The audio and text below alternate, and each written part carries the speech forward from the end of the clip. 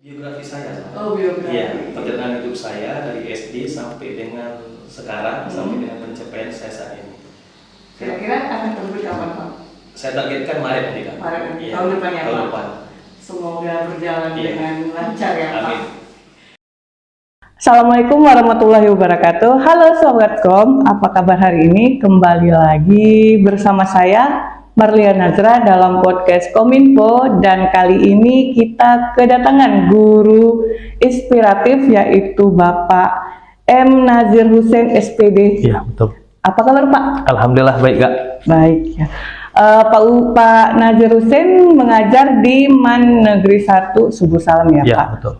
Sudah lama Pak mengajar di sini? Baru 4 tahun, Kak. Oh, baru 4 Iya. tahun ya. Asal dari mana, Pak? Dari Banda Aceh saya, Kak. Dari Banda Aceh. Iya.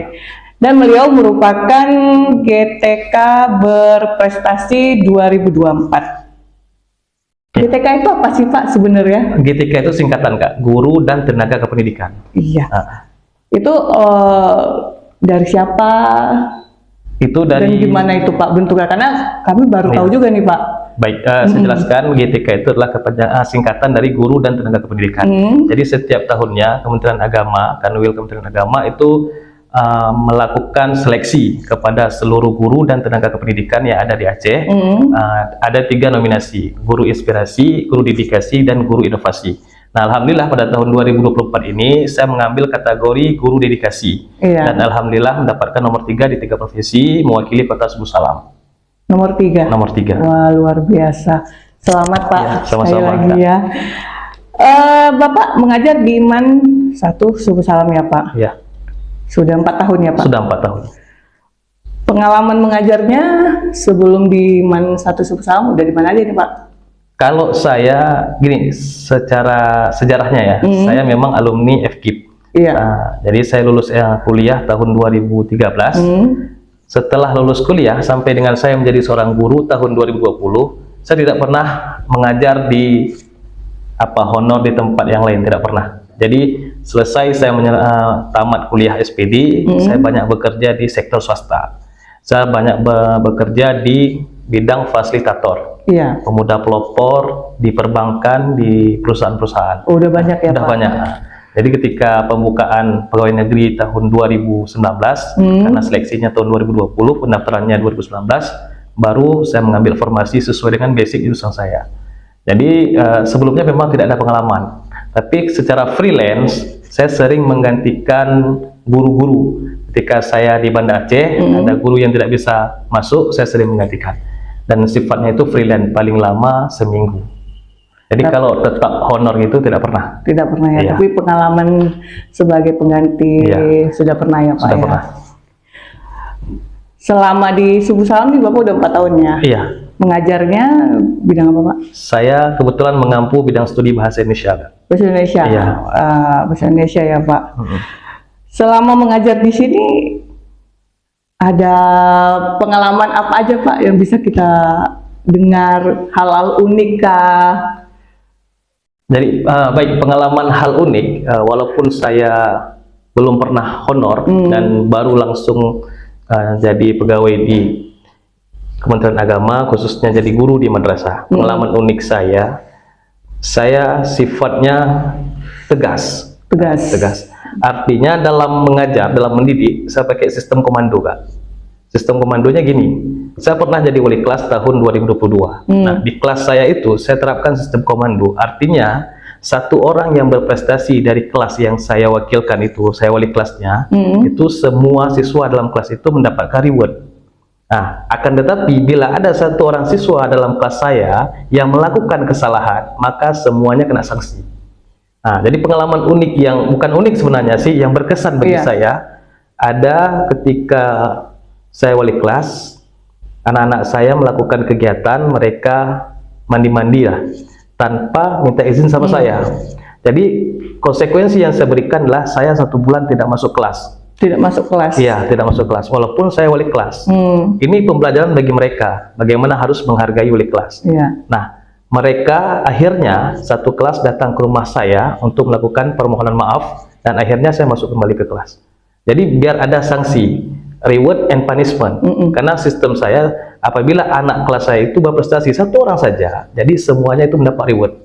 Nah, apabila ada yang salah satu orang saja, semuanya kena sanksi. Artinya apa? Jiwa korsa mereka itu dari sedini mungkin saya tanamkan jiwa korsa. Jadi tidak ada yang menyalahkan. Satu kelas itu ibaratnya satu kesatuan dan satu badan, misalnya. Satu orang sakit semua, satu orang senang semua. Itu mungkin kesan yang saya alami selama saya menjadi guru di MAN 1 Salam. Kalau rewardnya sendiri udah dalam bentuk apa aja nih Pak yang udah pernah diberikan? Rewardnya kalau saya royal dengan anak-anak. Rewardnya saya nggak tanggung-tanggung. Kalau memang prestasinya itu di level sekolah, itu saya traktir jajan satu kelas. Tapi kalau rewardnya sudah di atas, misal ada siswa dari kelas saya yang dapat juara di perlombaan tingkat kota, itu saya berikan uang jajan. Uang jajan ya? Uang jajan. Nah, nominalnya 20.000 per orang, kita kalikan berapa satu kelas itu, ada 25.000, berarti segitulah nominal yang saya kasih kepada anak-anak saya. Wah, happy dong mereka ya Pak, senang tuh. Terus Pak, mungkin sedikit sharing ya Pak. Boleh. Menurut Bapak sendiri, apa sih bedanya siswa-siswa yang zaman sekarang dengan masa-masa kita? Oh, jauh sangat berbeda kan? Iya. Berbicara perbedaan antara saya sekolah atau kita lah ya, ibaratnya kalau umurnya saya 30-an, mungkin kakak lebih di atas saya kan. Masa kita sekolah dulu dengan masa-masa zaman sekarang itu berbeda. Kalau masa kita sekolah dulu, kalau kita yang salah dipukul oleh guru, kita laporkan sama orang tua, itu kita sendiri yang akan diberikan sanksi sama orang tua. Nah, zaman sekarang ketika siswa bandel bermasalah, kita pukul, main fisik, itu kita yang kena sebagai guru. Padahal kita mendidik bagaimana dia tidak bandel lagi di kelas. Akan tetapi karena sudah sistemnya seperti ini, terkesan kami sebagai guru ini terbelenggu. Kita ingin menjelaskan kepada anak itu salah. Kalau kita kasihkan hukuman, kita yang kena. Enggak kita kasih hukuman, kita biarin seperti itu, kita juga yang malu. Jadi ibaratnya si malakama. Artinya kalau saya ada cara tersendiri memberikan hukuman, tapi yang edukatif, mendidik. Ketika siswa A ini bermasalah dengan saya, itu saya nggak berikan sanksi secara fisik atau sanksi yang beratkan dia, enggak, sanksi yang edukasi. Yang contohnya gini, ketika ada siswa yang terlambat masuk di saat saya sudah di kelas, saya berikan sanksi kepada dia, itu menghafal Al-Quran, surah pendek. Artinya ketika dia masuk jam bahasa Indonesia, dia secara tidak langsung sudah bisa mengulang kembali pelajaran hifzul Quran. Jadi ada simbiosis mutualisme. Nah, kemudian sistem saya Kak, saya orangnya berbuat dengan perkataan, bukan berbicara dengan perbuatan. Ketika saya suruh menyuruh anak-anak, saya pun terlibat. Contoh kecil, ini saya mau nyuruh anak-anak buang sampah, saya sudah buang sampah. Saya nggak suruh, tolong buang sampah itu, enggak. Tapi saya sendiri sudah buang sampah, Pak jangan Pak, biar saya aja yang buang sampah. Kita memberikan contoh. Nah, ini yang saya lakukan di sekolah. Jadi ketika saya suruh, tidak ada anak-anak yang bantah. Kenapa? Kita sudah duluan berbuat, baru kita nyuruh anak-anak. Ada contoh langsung. Iya, contoh langsung. Selama ini cara-cara seperti itu efektif nggak Pak? Efektif. Ya? Saya sudah menerapkan efektif. Mantap. Untuk GTK sendiri nih Pak, saya pun baru dengar kan ada tuh guru dan tenaga pendidikan. Itu diadakan setiap tahun kah atau gimana Pak? Iya, setiap tahun. Ini sebenarnya GTK berprestasi ini dibuat di bulan November dalam rangka perayaan Hari Guru Nasional. Jadi sistemnya seperti seleksi. Kita melalui seleksi di tahap kota dulu, kemudian yang juara di tingkat kota baru dibawa ke provinsi. Nah, di provinsi diadu lagi dengan kabupaten yang lain.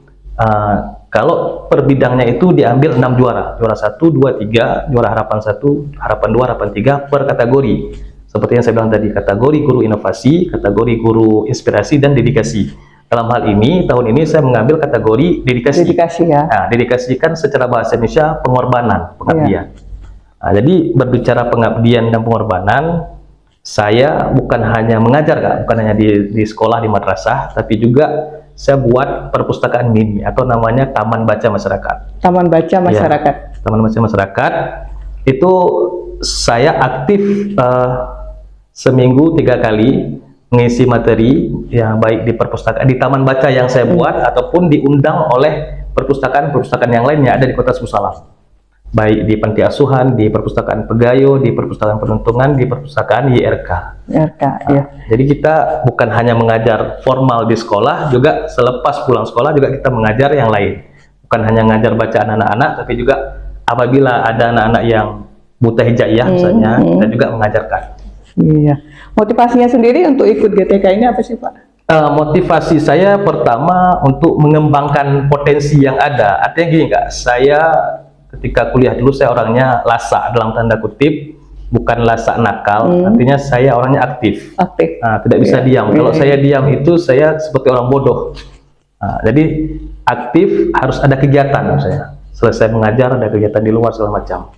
Jadi ini bukan sekali saya ikut Kak. Ini tahun ketiga dan alhamdulillah tahun ini saya dapat juara. Setiap tahun saya konsisten dengan nominasi yang sama, bidang dedikasi. Dari 2022 saya mendaftar, tapi belum berhasil. 2023 juga saya mendaftar di kategori yang sama, juga tidak berhasil. Dan di tahun 2024 ini, alhamdulillah dapat juara 3. Artinya nggak instan. Iya, ada prosesnya. Ada prosesnya. Dan Bapak juga menerbitkan buku ya, Iya. Pak yang menulis buku, ada 2 buku. Yang satu judulnya Inspirasi Pencerahan Diri, dan yang satu Catatan Inspirasi Penggugah Hati. Ini bisa didapatkan di mana nih Pak? Ini kebetulan limited edition, itu tidak komersil. Iya. Saya menulis ini hanya untuk koleksi pribadi Kak. Jadi karena saya guru bahasa Indonesia, jadi buku ini sebagai inspirasi bagi anak-anak. Jika saya menyuruh anak-anak menulis, saya nampakkan contoh bahwa Bapak juga menulis, bukan hanya menyuruh kalian. Jadi kalau memang sebenarnya impian saya ketika kuliah, saya ingin menjadi seorang novelis Kak. Wah, cita-cita. Iya. Dari lama ya. Dari lama. Ya, Pak. Mengingat membuat novel itu tidak semudah membuat buku kumpulan cerpen yang sudah saya terbitkan 2 ini. Jadi saya untuk tahap pertama saya buat buku kumpulan cerpen dan kumpulan quotes atau kata-kata mutiara. Di sini ya Pak. Iya. Jadi kalau mau dibaca di taman bacaan Bapak ada nggak ini buku? Ada. Di taman kita baca bisa saya. ke sana ya. Bisa. Kalau mau membaca buku ini. Infonya Bapak juga mau menulis buku yang ketiga ya? Iya. Judulnya apa Pak? Judulnya itu. Oh boleh ya bocoran? Nggak boleh? Boleh nggak apa? Boleh ya. Itu biografi saya sebenarnya. Oh biografi. Ya, perjalanan hidup saya dari SD sampai dengan sekarang, sampai dengan pencapaian saya saat ini. Kira-kira akan terbit kapan Pak? Saya targetkan Maret nanti Kak. Maret nanti, ya, tahun depan ya Pak? Tahun depan. Semoga berjalan dengan lancar ya Pak. Amin. Terus pesan Bapak untuk seluruh masyarakat apa nih Pak? Boleh untuk orang tua kah, untuk anak-anak, murid, dan lain-lain? Baik, pesannya adalah sebagai seorang pendidik, karena saya seorang pendidik, dan juga kepada masyarakat, bahwasanya berdedikasilah kepada negeri, apapun profesi kita. Namanya dedikasi adalah pengabdian, pengorbanan. Jadi ketika kita sudah berkorban, insya Allah hasilnya akan datang sendiri. Jangan kita berpangku tangan. Ini mau cakap kita bilang. Seperti saya sendiri, saya guru. Kalau saya tidak mengikuti perlombaan seperti ini, jadi juara ini bukanlah gelar, tapi simbol daripada kerja keras. Bagaimana kita diakui oleh orang, sedangkan kita nggak pernah ikut seleksi. Nggak mungkin kita mempromosikan diri, oh saya berinspirasi, saya hebat segala macam. Buktinya apa? Nah, ketika hari ini kita melewati seleksi, berbagai macam seleksi, dan sudah ada nominasi yang kita dapatkan, inilah pembuktian daripada kerja keras kita selama ini. Jadi pesan saya kepada seluruhnya masyarakat Subul Salam, apapun profesi kita, pengabdian atau dedikasi itu penting. Jadi dalam bekerja itu jangan hitung-hitungan. Ketika kita berhitung-hitungan dalam bekerja, maka hasil yang kita dapatkan juga tidak sesuai. Jadi anggaplah pekerjaan itu sebagai ibadah. Saya bekerja unlimited Kak. Maksudnya gini, malam pun ketika ada orang minta tolong, saya action. Pagi, siang, malam. Ready ya Pak? Ready saya. Karena ibaratnya gimana? Saya orangnya insomnia, susah tidur. Jadi jam 1 malam atau jam 12 itu kalau ada yang minta tolong, misal kakak atau segala macam, ya kita gerak cepat. Nah, bukan hanya pertolongan biasa. Misal gini, ada yang sakit, perlu donor darah. Kalau sesuai dengan golongan darah saya berikan. Jadi saya nggak pandang bulu. Ketika siapapun yang perlu pertolongan, kita siap memberikan. Siap memberikan. Kalau di sekolah itu juga. Saya datang cepat. Jadi ketika piket di sekolah itu belum ada, ya saya yang merapikan tempat atau segala macam itu. Setelah piketnya datang jam 8 segala macam, udah saya ke kantin atau ke kelas. Jadi saya nggak ini, oh ini kan piket hari ini bapak itu atau ibu itu. Saya nggak mandang-mandang. Ketika saya datang, apa yang bisa saya kerjakan, saya kerjakan. Ketika orang perlu bantuan, mau pagi, siang, malam, telepon, ya sesuai dengan misalnya kakak minta tolong sama saya, bisa saya bantu, saya gerak. Kalau nggak bisa saya bantu, ya saya bilang tidak bisa. Begitu luar biasa Pak. Sebelum kita tutup, Ya Pak, ya Kak. mungkin ada closing statement Pak. Closing statement. Iya. Nah, Closing- ini mungkin sesuai quotes yang ada di sini. Salah satunya bisa sebagai closing statement kita. Baik, closing statementnya seperti saya bilang tadi, juara itu bukanlah gelar, Juara itu bukanlah gelar, tapi simbol daripada kerja keras kita. Simbol kerja keras yang sudah kita lakukan, yang saya lakukan selama 4 tahun ini adalah pencapaian yang saya dapatkan di HGN kemarin, yaitu dengan mendapatkan nominasi dari Kanwil dalam kategori GTK berprestasi. Inilah simbol kerja keras. Ketika kita sudah bekerja, maka hasil akan datang. Tapi kalau kita masih berpangku tangan, kita mengharapkan, kemudian kita ingin diakui tanpa kita melakukan proses, itu mustahil. Iya. Ya. Nah, statement terakhirnya adalah kita menyuruh dengan perbuatan, bukan berbuat dengan perkataan. Wah, itu yang sering saya laksanakan. Catat ya Pak. Baik. Oke Pak, Pak Nazrul Husain, terima kasih atas sama-sama, waktunya. Kak. Dan semoga tetap menjadi guru yang inspiratif, dedikasi, dan dapat memberikan motivasi ya buat semua orang, Sobat Kom dimanapun berada. Terima kasih sekali lagi Pak, dan kita tutup. Wassalamualaikum warahmatullahi wabarakatuh.